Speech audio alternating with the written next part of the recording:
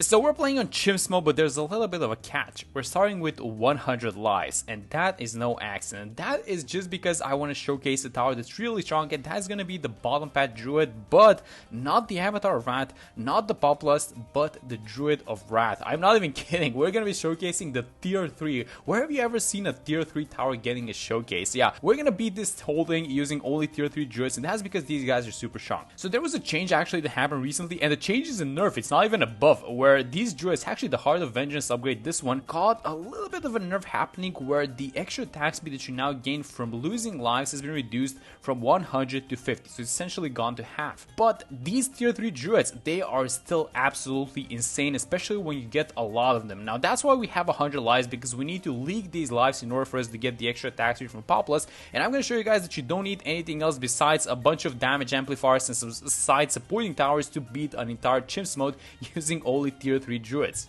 Okay, so that's round 15. We dealt with this one. I'm gonna switch Geraldo back to first. I thought that this might be. Oh my god, that was a good snipe. I thought I almost jinxed it. But yeah, I wanted to remove this skull sooner rather than later, I would say, just because I want to have, you know, some villages going. So we're gonna have some discount villages. And you know what's the thing with these Populus? Well, not the Populus. I keep saying Populus, but this is the Druids of Wrath. This is just a habit, guys. You don't actually need to stop at 6, because what you do with the Populus is that because the Populus buff can stack up to 5 times on any single Druid, that means that you, in order for you to get the full buff, you need 6 essentially. But because we're going for the tier 3, the Druids of Wrath, we are not limited to any number, so that means that we can get 10 and actually 20 if we wanted to.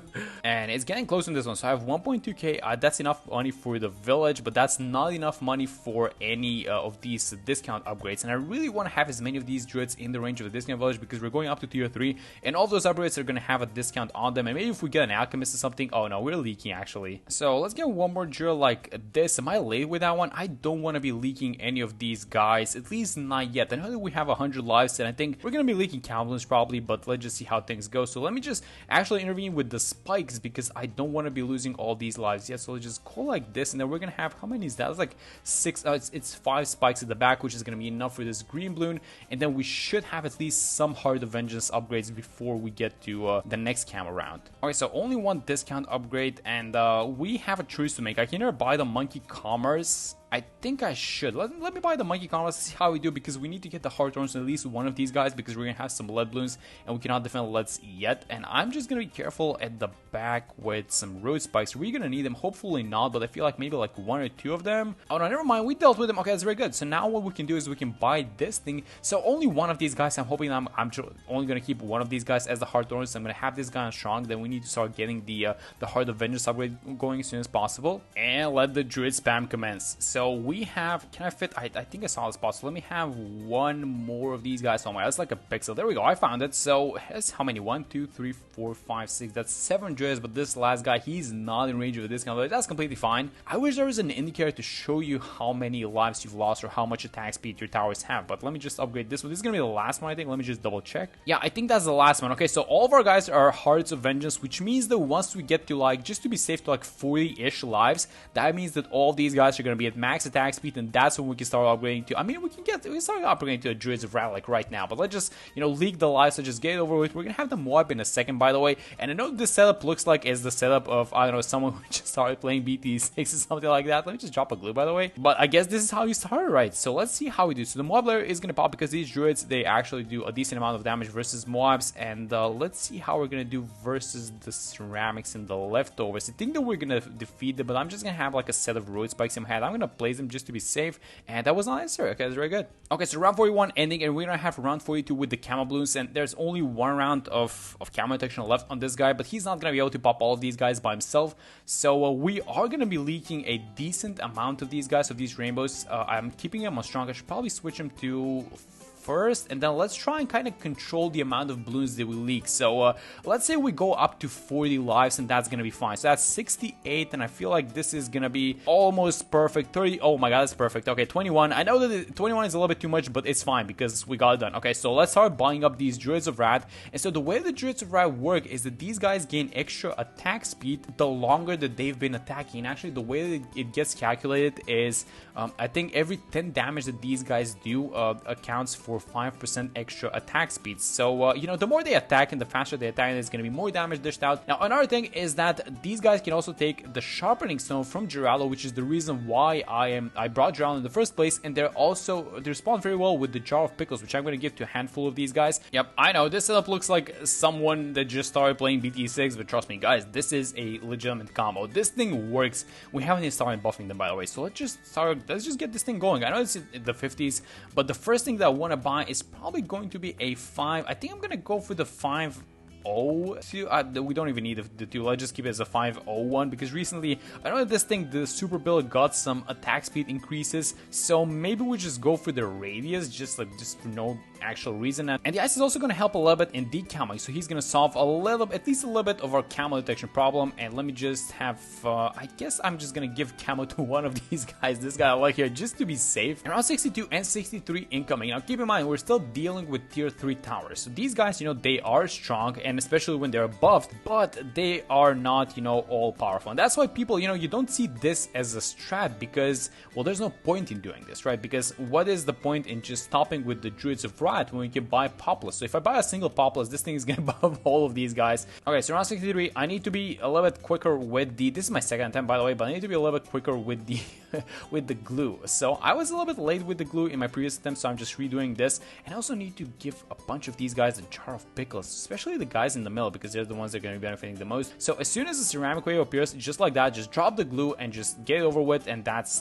perfectly fine. And look at this thing, a bunch of tier 3 towers, it's just destroying everything. Keep in mind, we have not even started buffing these guys properly. If we have the money, we go for a homeland, for a call to arms, it's gonna get crazy. But how are we doing with the glue? So that's the only thing that I'm worried about in this round. So I'm just worried about all of these ceramics getting glued so that we have enough damage to dish it out. And you know, the reason why I peace out on these rounds usually to 65 to 75 is because if you have defeated the rounds up until that point, then normally, not always, but normally you're not gonna have any issues until the 70s, like for example 75, 76 or something like that. But because we have this wonky setup, I just want to be watching these guys at least for a second until we get the money for the super bill, and then with the super bill there's gonna be some extra, you know, some extra attack damage going these guys' way. So there we go, there goes the money for the super bill. And finally, I mean, these guys should start clapping like crazy now. They're gonna be so much damage. Okay, so it's round 75, and this is a round which is going to get defeated by entirely what's going to be the super build clapping all these mobs as soon as they appear. But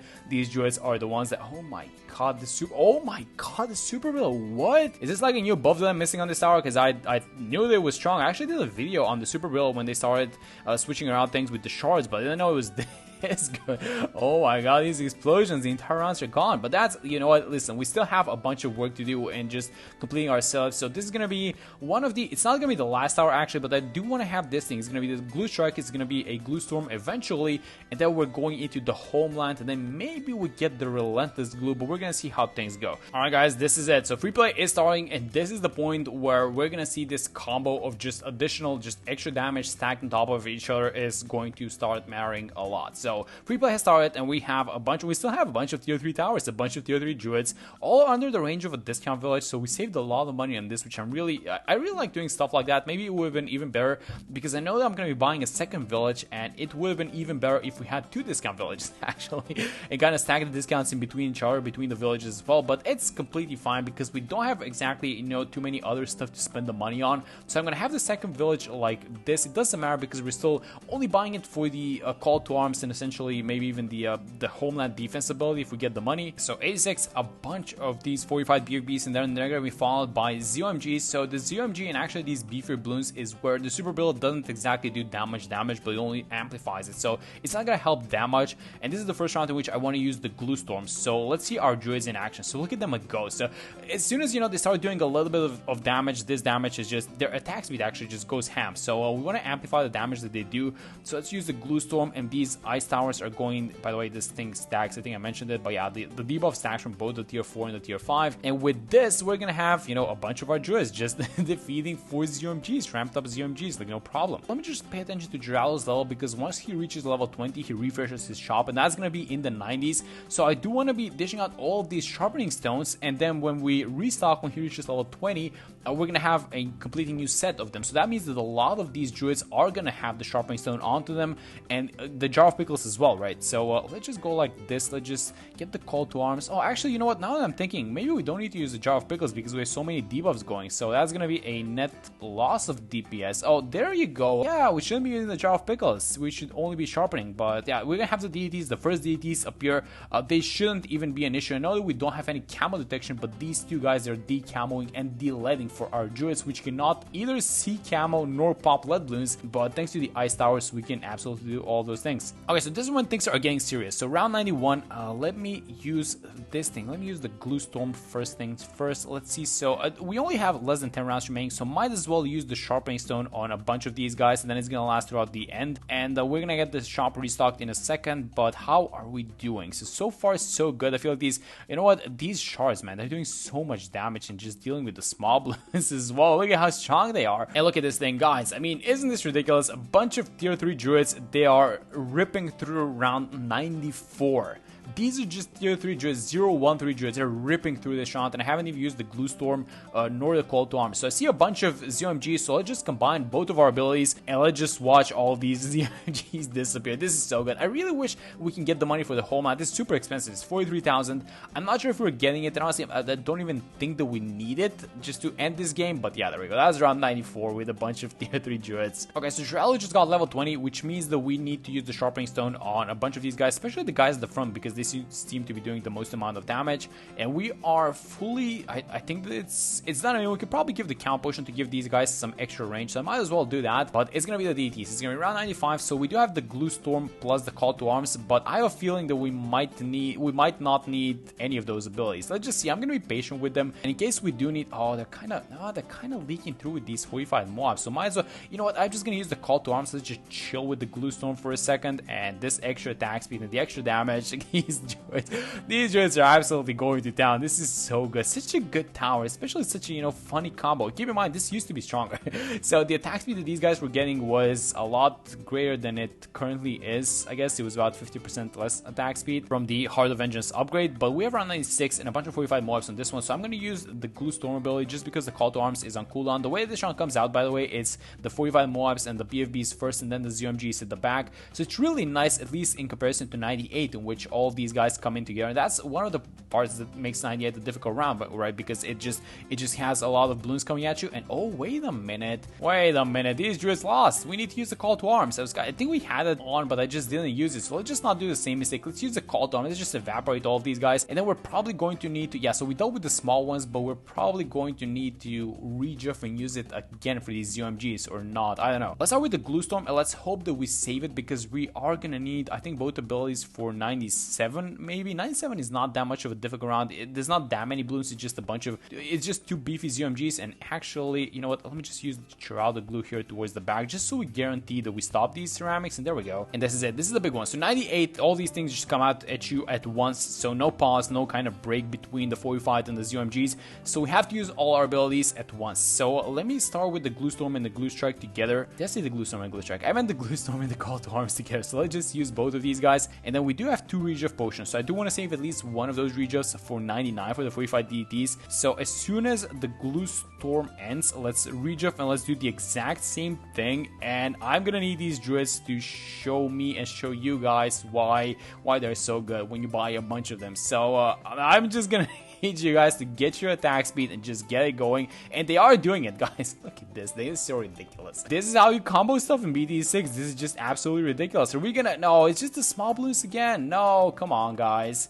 I mean, it was a good, okay, so let's just be real for a second. They defeated like 99.9% of the entire round, so I'm not even complaining. I'm not gonna say a word about those few ceramics that leaked. But it's round 99, so let's make sure to use the glue storm and the call to arms again, and that's gonna be all she wrote with the DAT. So yeah, how are we doing versus the bad balloon is my question. I don't think that we are necessarily bad versus bad balloons. Oh, that was an accidental one, but yeah, I don't think that we're doing bad versus this one. So let me just rejuve, get the cooldowns back. I'm gonna use the glue storm for one last time. We do have a lot of single target damage from these thorns, and once you use the call to arms, yes, this is not even gonna be close. Yeah, there we go. And that is the tier 3 druids. That's crazy. That's a bunch of 0-1-3 druids that just do, look at the damage counts, by the way, 115,000, 101,000. These guys in the back, they don't have damage, but these guys in the front, 130, 430, 96,000, 100k, 80k. Yeah, these guys just did a lot of damage. I know that a good portion of the damage was dealt by the super real as well, but come on guys, these guys just went to town onto the balloons. But yeah, that's a very cool and a very strong tower which you guys can spam, and there's actually a combo happening, you know, with spamming these towers. So if you haven't tried, you should probably check this combo out. But that's gonna be it for this one. Hope you guys enjoyed the video, and I'm gonna see you all in the next one.